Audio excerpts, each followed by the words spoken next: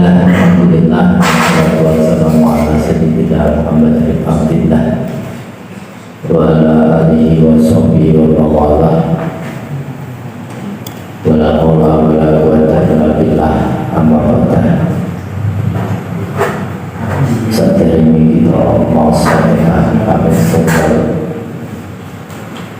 menyuwun dhumateng Allah kanthi wasilah atur ibadah musannif dan para ulama yang memiliki kebaikan kita pelajari menika betul mendadosaken manfaat barokah atau kula jenengan sedaya ilahinya sholina lalu Al-Fatihah. A'udzubillahi minasyaitonir rajim. Bismillahirrahmanirrahim.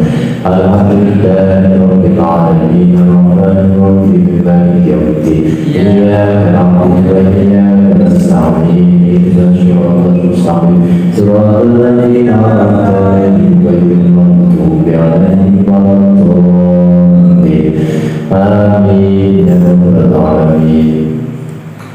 Para hadirin rahimakumullah, khususipun para alim, para ulama, para sesepuh, para bini sepuh tampil musola Arteta dan sebuah yang kalau yang segenap jajaran Ansor Ranting Tersari yang saya hormati, mulai jajaran Ketua Ansor dan segenap anggota-anggotanya. Alhamdulillah pada malam hari ini kita bisa berkumpul bersama di dalam belajar mengkaji dari kitab Al-Quran. Pada pertemuan sebelumnya kita membahas tentang Mujibatul Rusli. Sekarang pada pasal wa fardul rusli, fardunya mandi, rukun atau kewajiban-kewajiban yang harus dilaksanakan ketika mandi, baik mandi besar maupun mandi sunnah, mandi wajib maupun mandi sunnah. Rukunnya ada 3. Bapak itu usli salah satu asya. Rukunnya ada 3. Angka 2 niat. Yang pertama adalah berniat.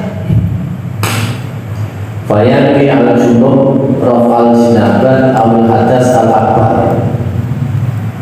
Yang engkang junub, orang yang berhadas besar, maka ketika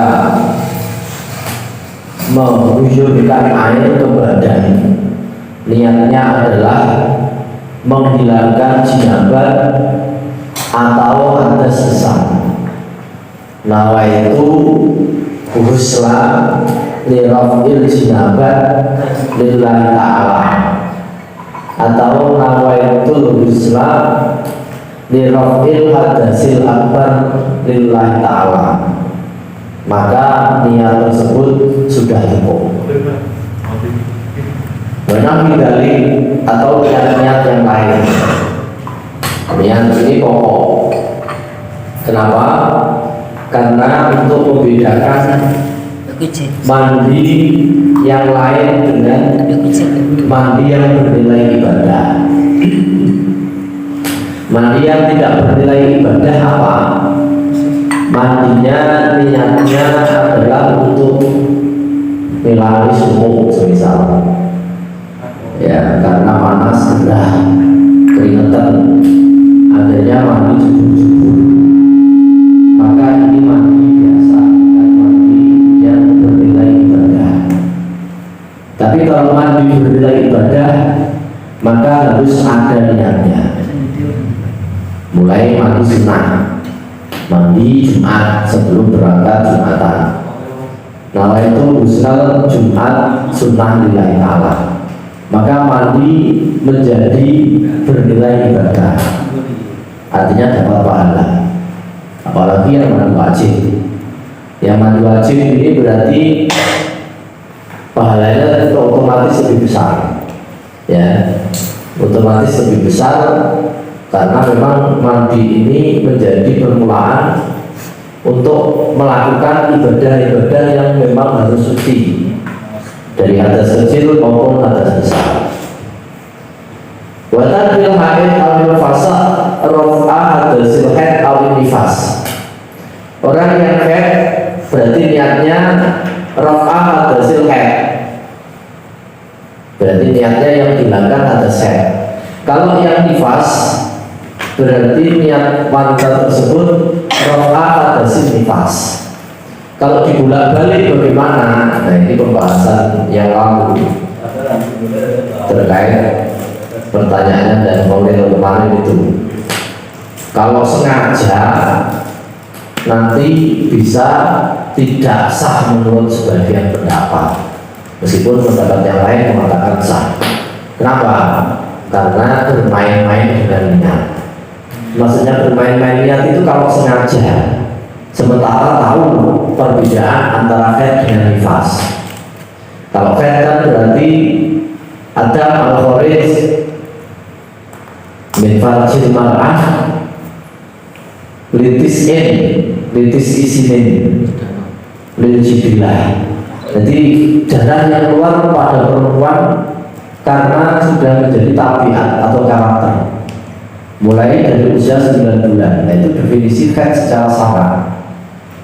Kalau definisi nifas berarti darah al-kharij dan wiladah, darah yang keluar setelah melahirkan. Berarti menurut syariat memiliki arti berbeda. Sehingga kalau digonta-ganti, maka ini namanya mempermainkan niat. Hadasnya haid tapi niatnya nifas, sementara tahu perbedaannya. Maka ini menurut sebagian ulama tidak dianggap sah, tapi menurut yang lain tetap sah. Kenapa? Karena masih tidak bisa diambil titik temu sama-sama hadas besar, meskipun beda di dalam istilah. Batakun niat menggunakan di awal fardhi. Niat ini harus dibarengkan dengan fardu pertama.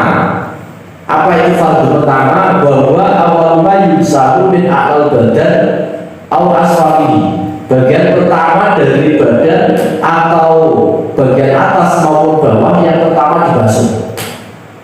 Berarti sampean sudah mandi sempurna rata dari atas sampai bawah, lupa niat, kemudian baru niat lagi, maka mandi pertama mau belum dianggap cukup, berarti kudu ngulangi menaik, ya. Kenapa? Karena belum ada niat menghilangkan hadas besar. Misal kadung mentas keluar dari jeding, nah kayaknya aku ya mau begini juga, nah misal, berarti bagaimana ya Pak? Ya balik pernah jeding mandi lagi. Kenapa? Karena belum niat tadi, ya. Apakah ada hal yang memperbolehkan Pak? Karena artis adem. Nah, kalau dalam madzhab saya itu tidak ada niat itu wajib di sini. Kalau madzhab lain, alam. Nah, karena innamal a'malu binniyat itu menurut Imam Syafi'i ya, kunci penentu sahnya amal itu ya niat itu. Kalau niatnya tidak ada, berarti amalnya tidak sah. Nah, itu dasarnya itu. Ya, bagian bawah atau bagian atas sama ya. Kalau kaki dulu yang dibasuh, tapi sudah niat jinabat sah. Berarti tinggal nanti melanjutkan bagian atas yang belum. Atau bagian rambut dulu dicicil Pak. Mantan nanya kan bilang, wah isin nih ya saya. Nanti kalau mandi malam-malam ini bagaimana? Tak cicil bisa bagian kepala misalnya. Pengalaman lah, ya bukan pengalaman, pengamatan. Nah dikerucut bisa, dan tentu ini belum bisa berkomentar. Nah ini kepala dulu bagaimana Pak? Nah, niatnya sudah waslul jinabah. Nah, sah berarti. Nanti besoknya tinggal leher ke bawah. Nah, tidak apa-apa. Itu sah. Apa perlunya lagi Pak? Nah, ya, karena malam yang sudah dibasuh bagian kepala sudah diniati hadas besar. Nah, yang bilang mana sementara itu ya bagian kepala saja. Hadas bagian kepala, badan ke bawah belum. Ya, badan ke bawah belum karena belum naik. Kalau misal pas minum Pak, ya berarti bibir kamu hilang. Kenapa? Karena air minum kan suci, ya, suci mensucikan. Berarti niatnya mobil, tapi bagian luar sudah kaku tos. Ya, berarti ini sudah hilang atas yang ada di bibir. Ya, karena memang mandi besar ini jaminul badan ya. Mandi itu memang harus merata jaminul badan, semua seluruh bagian dari badan. Tidak bisa dicicil itu saja nanti yang lain tidak. Nah, tidak bisa. Ya, harus semuanya sudah pasti kena. Sehingga kalau ada bagian-bagian yang masih tertutup, semisal manek atau penghalang yang bisa menyentuh kulit, yang menghalangi air mengenai kulit, itu berarti harus dihilangkan. Karena memang hadas itu merata di seluruh badan. Kemudian kalau nama baru juz'in wajibah ada tubuh. Kalau sudah niat setelah membasuh sebagian anggota, maka anggota yang belum diniati tadi harus diulang lagi. Ya, prakteknya seperti tadi. Kemudian wa izalatu najasah ingkarat ala badani. Yang kedua adalah kalau ada najis di badan, maka harus dihilangkan. Ya, di sini mungkin najisnya kotoran yang nempel. Berarti menurut pendapat ini, ya, menurut keterangan ini, maka jangan langsung diniati mandi besar. Najisnya bisa dihilangkan, dikosoki, dihilangkan. Berarti kalau najis bolado, anjing atau babi, kotoran anjing, kotoran babi, maka harus dipastikan sudah 7 basuhan dulu. Ya, jadi dipastikan sudah suci. 7 basuhan, 6 basuhan, 1 dicampur debu. Nah, baru niat mandi, begitu maksudnya. Ya, baru niat mandi. Karena ini nanti beda kodiah atau beda permasalahan. Najis itu permasalahan sendiri, mandi itu permasalahan sendiri. Jangan dicampur. Ya, berarti orang tuwek ning kaki Pak, tak niati sisa mandi besar. Nah, ini kalau perut ini tidak bisa. Ya, tidak bisa. Telek itu hilangkan. Ya, kotoran yang ada di kaki itu hilangkan dulu, baru setelah itu sudah suci diniati mandi. Pon. Hadza marja'u Rafi'i. Ini menurut pendapat Imam Rafi'i harus begitu. Ya, makanya yang kedua ini menurut Imam Rafi'i, kalau masih ada najis menempel di badan, maka najisnya hilangkan dulu. Wa alaihi falata fi ghuslatun wahidatun alal anil hadis wa najasa. Kalau menurut Imam Rafi'i berarti satu gebyuran air ini tidak bisa mewakili dari menghilangkan 2. 1 hadas, 2 najis. Ini menurut Imam Rafi'i ya. Kalau menurut Imam Nawawi ya, warajahkan Nawawi al-iktifa bi ghuslatin wahidatin anhuma. Cukup 1 basuhan, berarti cukup diniati mandi wajib, hadasnya katut. Ini menurut Imam Nawawi. Jadi beda ya, beda dua ulama ini di dalam memvonis hukum. Kenapa demikian? Ya karena dalilnya bisa beda. Jadi perbedaan ulama itu bukan karena sekedar perbedaan dari pribadi, bukan ya. Tapi perbedaan ulama itu pasti punya dasar. Dalilnya ulama ini kok boleh, kenapa? Ini detail, ya kuat. Logikanya kuat, nalarnya kuat. Menurut ulama ini kok boleh, ya karena dalilnya begini, dan logikanya juga kuat. Nah, ini makanya dua pendapat yang tidak bisa disatukan, ini namanya khilaf dalam bahasa fikih. Nah, khilaf ulama, istilah umati, rahmat itu ya di sini maksudnya. Ada hadis yang mengatakan begitu kan, apabila Nabi mengatakan ikhtilaf umati rahmat. Ya, perbedaan umatku itu ulama itu.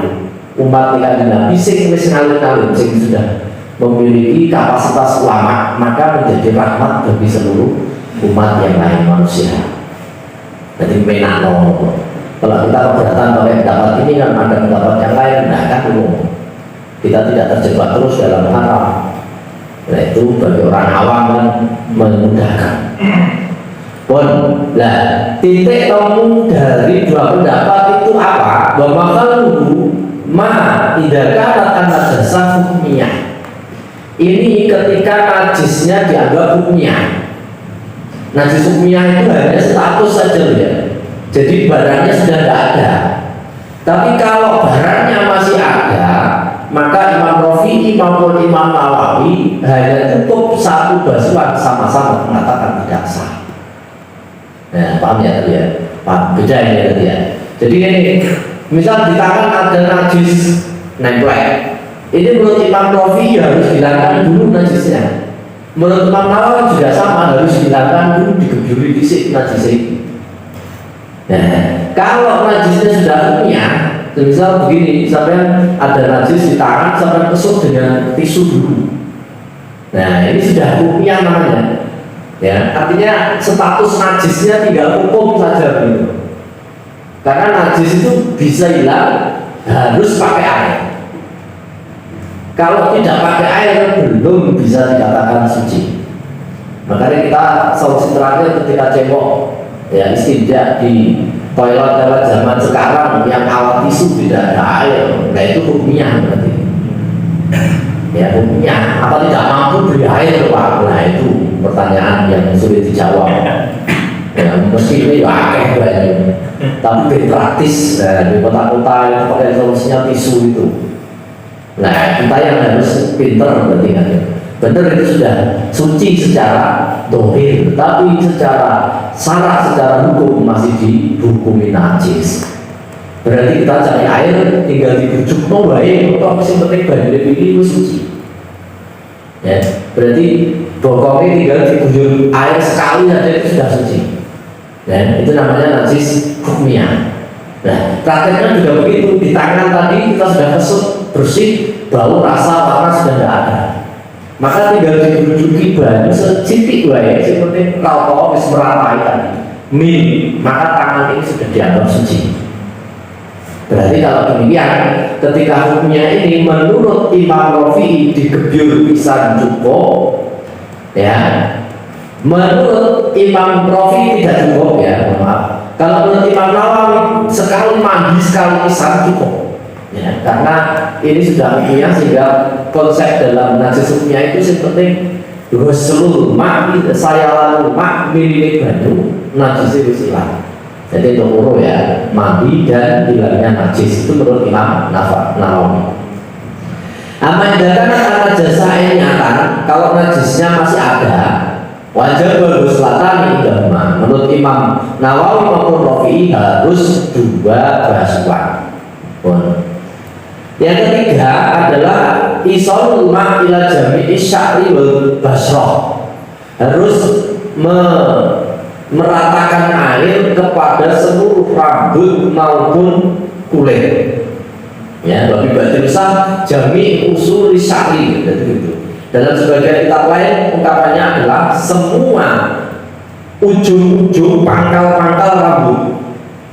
Ya, berarti dari ujung rambut sampai ujung kaki. Rambut jelopet barang yang kudu kena. Ya, rambut atau bagian-bagian yang di dalam yang nyelempit-nyelempit yang sulit dijangkau air, kita pastikan terkena air. Walaupun kau benasa erosi bahuri, ya, rambutnya dari rambut kepala maupun rambut yang lain sama. Walau benal khofif bidul kasih, baik rambutnya tebal atau tipis sama. Wasa'u al-madhkur ilam yasil al-ma' ila batinihi ila bintaqdi wajabanatu. Kalau rambutnya digendung, dikepang atau keriting yang bundel-bundel, jika air tidak bisa menjangkau bagian dalam kecuali harus dilepas, ya, berarti gendungannya dilepas, maka wajib dilepas gendungannya itu supaya bisa memastikan air betul-betul sampai ke dalam. Wal murad bil basroh, Doyul jildi. Yang dimaksud kulit itu adalah bagian luar dari jildu. Jildu itu kulit sama ya. Jadi lah orang disebut basroh ya. Basroh itu manusia disebut basar ya. Berarti pertimbangannya dua. Satu, manusia itu punya kulit yang kelihatan kulitnya. Beda kalau hewan kan biasanya kulitnya ketutup dulu. Nah, manusia kan ketok kulitnya, itu bisa disebut basar manusia. Yang kedua, manusia itu gampang seneng. Makanya bisa itu kan seneng. Basiro wa nadhiro seneng. Nah, makanya manusia itu gampang seneng juga disebut basar. Nah, ini bagian kulit luar itu. Ya, bagian kulit luar yang kelihatan itu yang dimaksud basroh itu. Waya jibu gosuma doharo min soma khairu dunaini. Wajib pula membasuh bagian-bagian lempitan dua telinga. Ini ya, saya rumah siput ini bagian luar ini yang muter-muter ini. Kedoi daun telinga ini bagian dalam. Itu juga harus terkena air. Wamin anfin majduh, atau orang yang semisal terpotong hidungnya. Jadi hidungnya putus misalnya. Akhirnya kan kulit dalam itu kelihatan dari luar. Maka ini sudah ditatuskan bagian luar. Ya, kalau begini kan bagian dalam tidak. Ini bagian dalam ini, bolongan minum itu. Oh, digelubungi balik tidak. Ya sunnah ini tidak wajib. Wamin sukuki berganin, atau bagian lipatan-lipatan badan. Nyelempit tali badan kelek, mengisal wetenge misal berlemah, jadi nyelempit udeli. Nah itu berarti bagian-bagian yang khawatir tidak terjangkau air. Wajib misalnya ilama tahtal kufah minal aklaf. Kemudian misal ada orang yang belum sunat, maka bagian kuncup, bagian dalamnya itu juga harus kena air. Ini orang yang sudah balik, gede lagi belum sunat misal, berarti kuncupnya kudu dibuka, bagian dalam asafahnya itu harus terkena air. Kenapa? Karena wajib sunat kan, orang balik itu wajibnya sunat. Sebab bagian kepala, helmnya itu wajib naik bangun, itu sudah dianggap bagian luar. Karena nanti kalau misal kuncupnya, kulitnya itu ternyata tidak disunat, nah ini mesti rawan di situ sarang-sarang najis, air kencing dan lain sebagainya yang tersisa. Wailah mayabdu min farjil mar'ah indah udiha likodoi hajatiha. Kalau perempuan berarti perempuan yang sudah tidak perawan ya. Perempuan yang sudah tidak perawan ketika jongkok, maka bagian kemaluan yang tampak ini sudah dianggap bagian luar, sehingga itu harus dikenai air juga. Ya, ini berarti ada bagian yang ketika semisal dalam keadaan tertentu ini tertutup, maka tidak distatuskan bagian luar, tapi ketika ternyata terbuka, maka itu sudah dianggap bagian luar. Contoh ini misalnya tangan kejojok atau kena duri, nah akhirnya membuka terus kering, ya kering tapi kulit tidak menutup, menyatu lagi, buka ini. Nah ini akhirnya itu jadi bagian luar ini. Berarti air kena, harus kena. Kenapa? Karena sekarang sudah ditatuskan bagian luar. Nah itu logikanya itu ya, farji perempuan tadi itu juga demikian itu. Lalu mayajibu gosuhu al-masubah, termasuk yang wajib dibasuh lagi adalah bol. Bol itu orang bahasa misalnya bol, anus lah ya. Anus itu lubang anus itu ketika ambil misal keluar, lah itu juga harus kena itu. Ya harus kena itu. Lihat nazar pipati kodul aja. Karena anus ini ketika buang hajat dia tampak. Jadi halakot itu dubur bahasanya. Anus itu halakot itu dubur.